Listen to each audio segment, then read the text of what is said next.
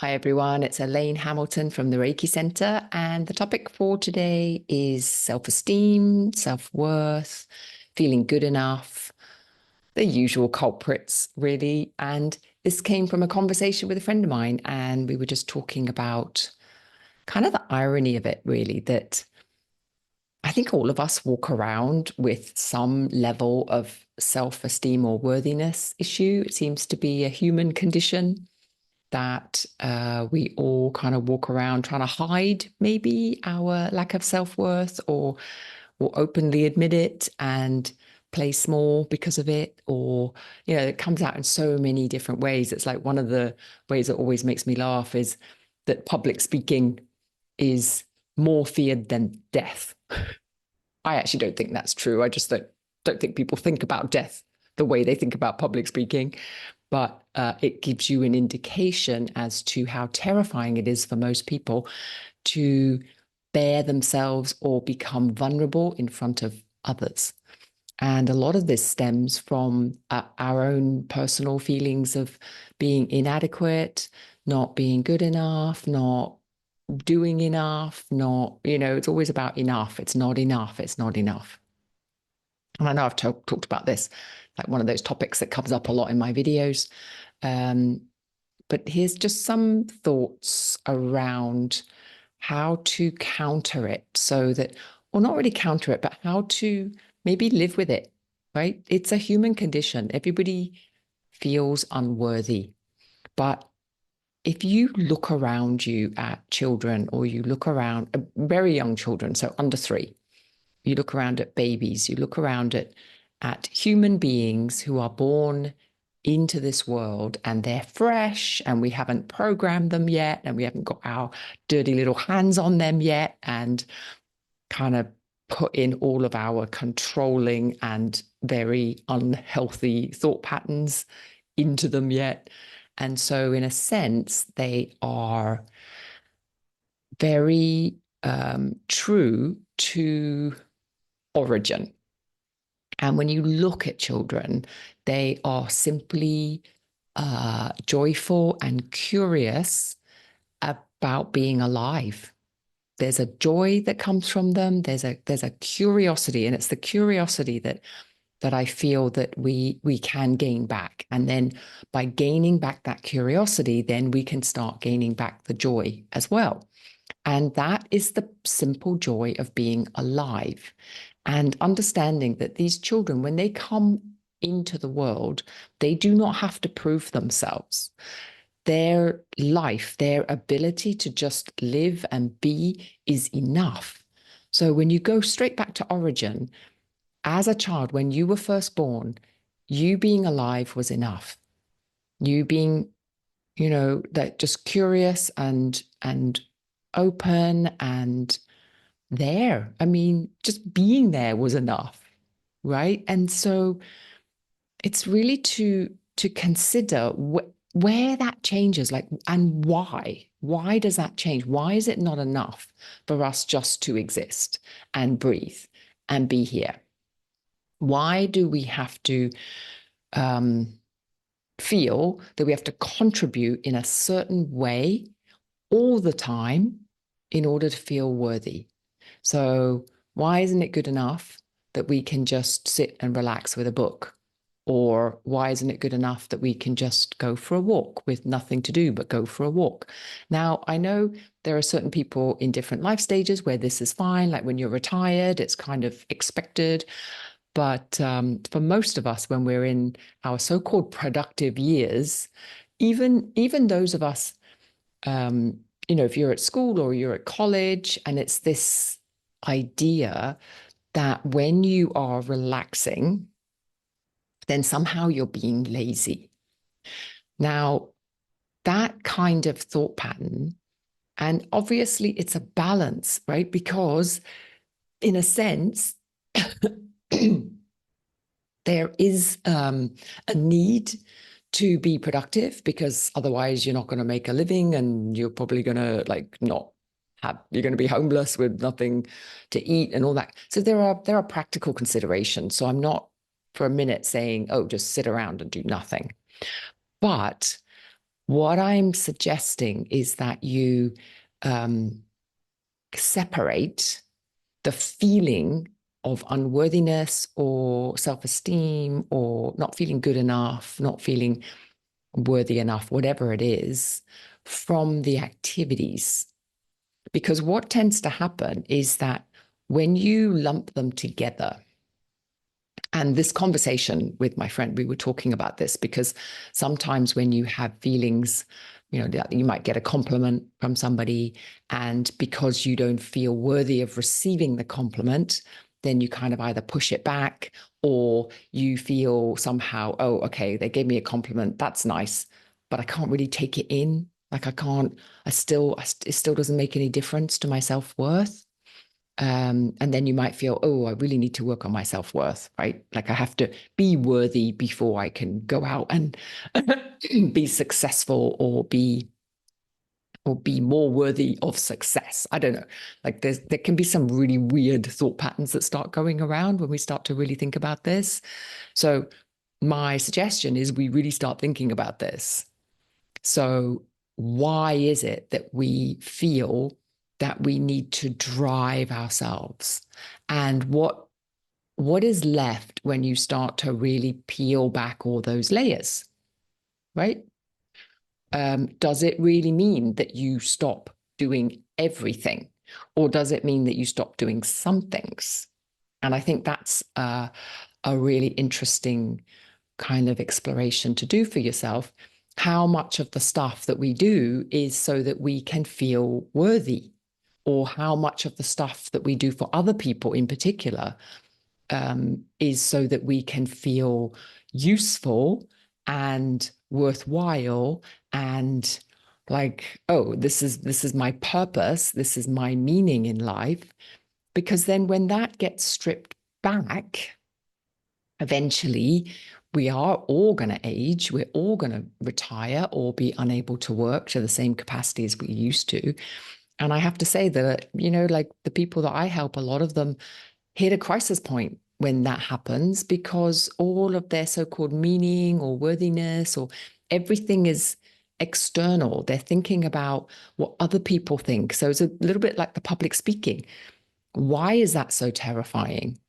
Because we stand up in front of people and we just speak. Like I'm speaking to you now, and you, unless you're mute, you can speak. So what's the difference between speaking to a person and speaking to 100 people? And it tends to be the difference is our feeling of being vulnerable, of being judged, of being worthy or not worthy, expert or not expert, like whatever, on whatever topic it is that we're talking about. And that's kind of weird, right? When you think about it, because like we're just expressing our own opinion or we're just expressing our own creative process or explaining something, or I don't know, it's the anxiety that comes around being judged maybe or being compared or whatever. But all of this is a conceptual framework, right? So if you just allow yourself to consider that when you were really young, when you were a child, when you first came into this world, you literally, there was no condition for your birth. You didn't sign a contract to say, and I know some people think you did. Okay, so I'm not talking about that belief system. If that's your belief system, that's fine. But what I'm feeling into, and actually, if that is your belief system, that's kind of a tough belief system, frankly, because then you really do have a mission and a purpose, and it can get very tricky. But let's say that for most of us, we feel that when children are born and come into the world, they are not handed a mission and purpose, right? And maybe consider that for a moment, that you do not actually have a mission or purpose, and you don't have to find one. That's a really human condition. Like that's a weird thing that we've just added on to go, well, if you don't have a mission and purpose, then um, you'll be kind of aimless. Will you? I don't know. Are kids aimless? Are they depressed? Are they like really young kids? It's like their curiosity for the world around them and just looking around them is enough. It's enough. And their learning and their capacity and yeah, they have goals, right? They have a goal to be able to crawl and get around so that they can inquire more, they can have more control over where they go rather than just being picked up and plonked down. So then they want to learn because they want to explore. So they want to be able to walk. They want, it's like every stage of development for a very young child is driven by a curiosity to go and explore and look at things and kind of, touch things and figure out what things are and things like that. Now, then that learning or that thirst for learning and exploring and that curiosity for the life around us, that doesn't have to stop. But what tends to happen is we tend to narrow it in. So then when we go to school, we're told, oh, that thirst, that learning, that curiosity needs to be around math or English or history, or, we get told where our curiosity should be. And a lot of the more progressive schools actually allow the child to follow their own curiosity. And there's a lot of research that says, well, that's actually a much better way to learn because it's reflecting our natural impulse to kind of explore, right? And then as we get older and we go into work, and then it gets narrowed again.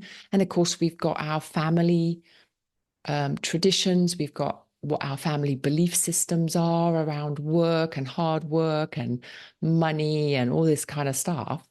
And so we start to develop these feelings of not being good enough. And part of that is because maybe we don't resonate with what everyone else is telling us we should be curious about. We're curious about other things. And part of it is this very, very subtle messaging everywhere we go that just being alive, waking up in the morning and just breathing is not enough. We need to achieve something. We need to prove something. We need to have goals. We need to this, we need to that, we need to. And so the simple act of just sitting and being curious about the plant or being curious about the clouds in the sky or watching two birds, it's not good enough. It's just not good enough. And that is a very heavy burden because then we're constantly having to search for, well, what is deemed good enough? And that deeming of what's good enough isn't coming from inside us anymore.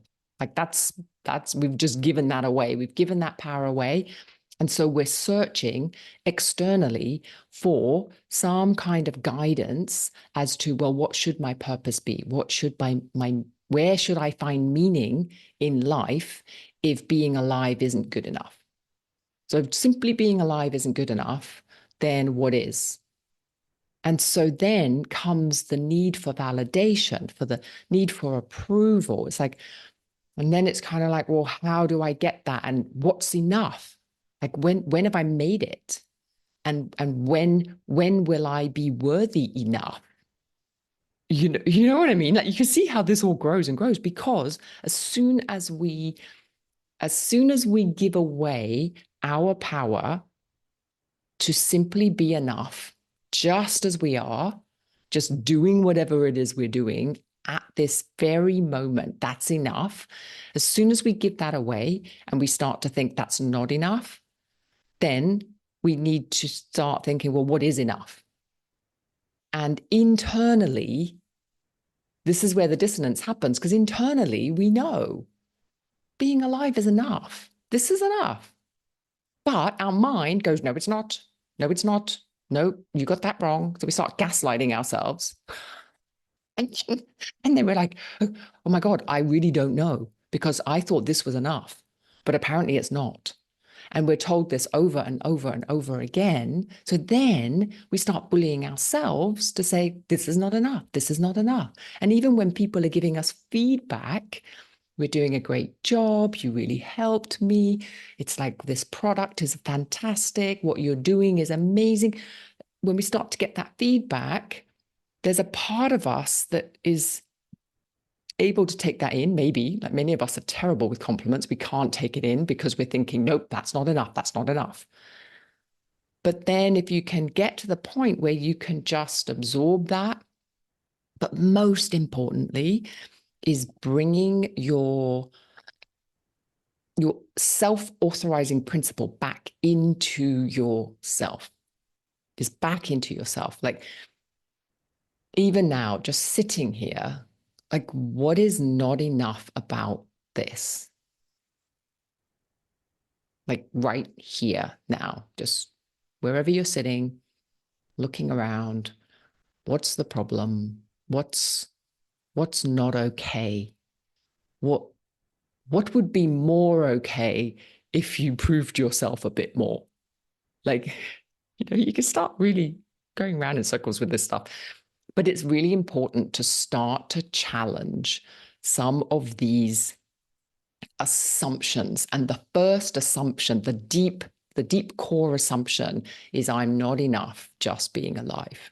That's not enough. Like I need to be alive plus plus. When you think about that for a second, it's crazy. It's crazy. Like, how is it not enough just to be alive? So I think that's a really important inquiry, because what starts to happen is you can then start to really question. And some of the things that you do that have deep meaning and purpose, you will obviously continue to do. And there will also be other things that you're feeling, oh, I'm not good enough to do that, or I'm not good enough to try that, or who am I to do? Am I worthy? All that kind of shit.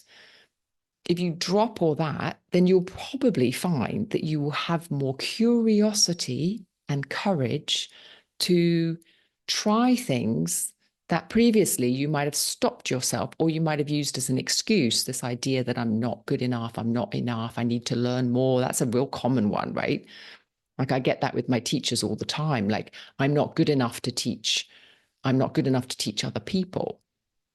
I'm not good enough for it. And then they go off and they chase all these other certifications and this and that, and trying to make themselves feel better and more worthy. Maybe it works, but I would say it's kind of a waste of energy and time unless you have a curiosity around the actual learning.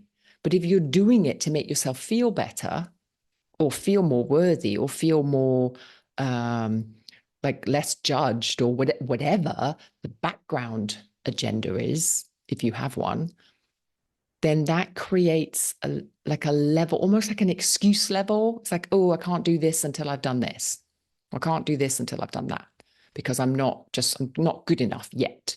And that kind of thinking is just not helpful. It's not helpful. Like, if you just allow yourself to be driven by your own curiosity, what is it that brings you joy? What is it that brings you a feeling of inner satisfaction? So then when other people are, you get the messaging, oh, you're not, whatever. I mean, there's messaging everywhere. Okay. So that's where the attention really has to be internal, because the external environment is not helping your internal self-authorizing principle. The entire society is built around getting you to give up your inner control. Okay. And this isn't a conspiracy theory. This is just look around. People don't really like it when you are thinking for yourself, fully thinking for yourself, because they can't control you and they can't sell you stuff. And they can't tell you, oh, you need this makeup, or you need this hair color dye, or you this outfit or whatever, this car, this bloody house, whatever. They can't sell you stuff anymore. So it's not in society's advantage for you to think for yourself and for you to choose your own life. Like they want you plugged into the matrix. They want you, and when I say they, what do I mean when I say they? Those in power, I guess. I don't know. Those making money from the stuff we buy.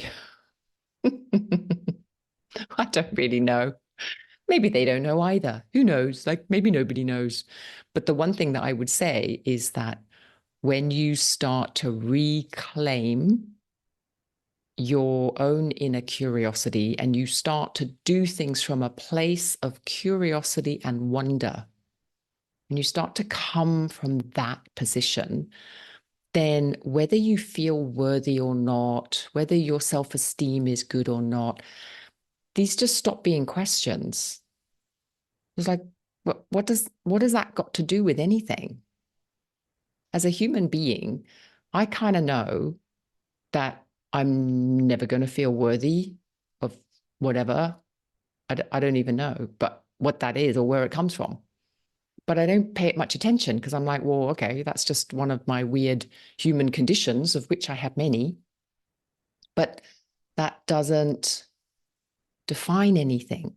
It doesn't, it's meaningless. It's like all this stuff you've been taught. And if you're expecting to be able to uncouple yourself from your humanness and somehow become like superhuman or suddenly be not beset or concerned about these kind of negative thoughts and these, it's just not, doesn't work like that, I don't think. You know, it's like, and if you wait for that, you'll be waiting your entire life because that's a lot of work. And when you're in the personal growth field, I think the one thing you'll probably agree with is that when you peel off one layer of the onion, there's another one underneath it. So you're never going to get to the core. There's just infinite onion layers, infinite. And you don't have to feel complete. You don't have to wait, sorry, you don't have to wait until all the onion layers are peeled before you feel complete. Like the onion is complete with all its layers. It's not related. Like all your trauma and all of your hang-ups and all of your I'm not good enough or low self-esteem or whatever is completely irrelevant to whether you feel complete or not in yourself or whether or not you're self-authorized. It's not connected. And this is something I feel that is a really bad messaging in the personal growth field. But of course, it sells, right? Like, buy my book and I'll teach you how to feel more like complete. And one of those things is get rid of your low self-esteem or enhance your self-worth or believe in yourself or whatever. It's like, that's bollocks.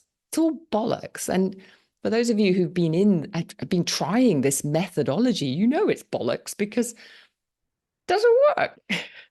So it's kind of like we gotta start getting into the nitty-gritty. And the nitty-gritty of this is to start to feel internally, and it's not about internally feeling good enough.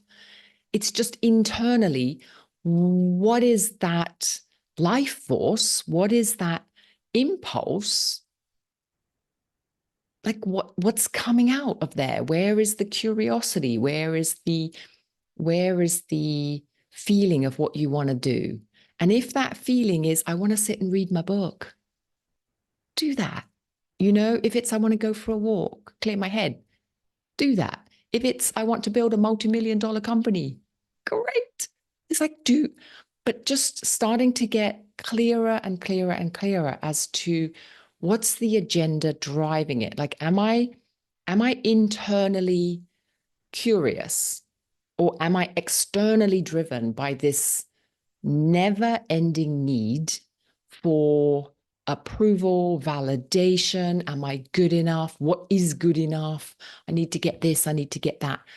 Because that hamster wheel is literally a hamster wheel. Like you will never feel good enough, because that feeling of not being good enough is in and of itself a false concept that was built over you as a child.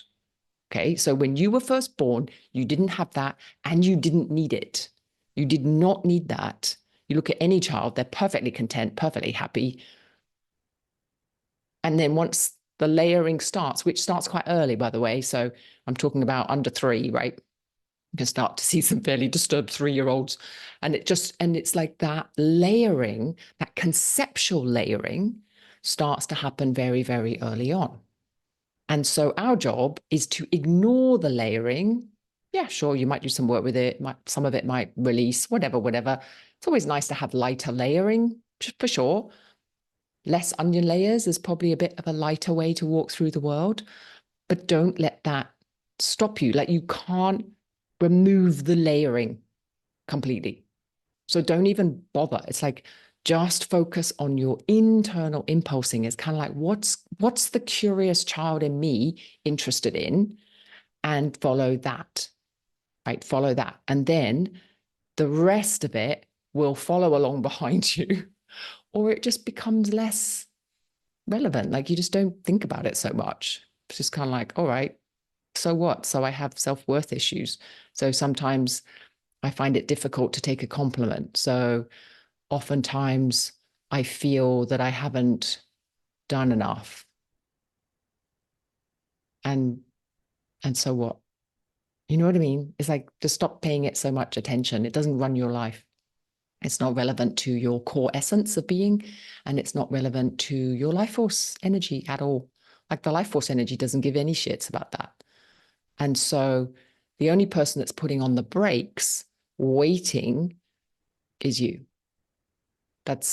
It's that personality you, which is like, woo, woo, woo, woo. I need to do this and this and this, and I need to clear this. I need to resolve this. I need to, whatever excuse that you put in there, I need to do all this stuff before I can move forwards, before I can follow my passion, before I can, find the deeper meaning in my life. And the deeper meaning in your life is going back to that little kid and just looking at life and how amazing it is. It's enough. And that, when you land into that, it's enough just being alive. Then all of that childhood wonder and joy and all that stuff comes back, because it is enough and it's amazing, right? When you can just drop into that. But if you're overlaying that with all the other stuff, all the concepts, am I good enough to just be alive? Am I this? Am I that? Blah, blah, blah, blah. Then it's not a possibility, because you're lost in the world of concept and thought rather than the actual present moment of being. And that's where the aliveness exists, right? Just like a child. So it's actually to become more and more childlike. And the more we can do that, then the more we reclaim our birthright, which is simply life. That's all it is. And then our ability to really enjoy that. And that's it. It's super simple. I don't know how we made it so complicated. It's stunning to me. And that obviously is the whole another point, right? It's like in the Matrix, whatever reason, we quite enjoy it. So we keep propagating it. I don't know. Someone's having a good laugh, that's for sure. Okay, so lots of food for thought, I know. And yeah, I hope that just gives us all something to mull over. That's enough for me. And thank you so much for listening. Take care. Until next time.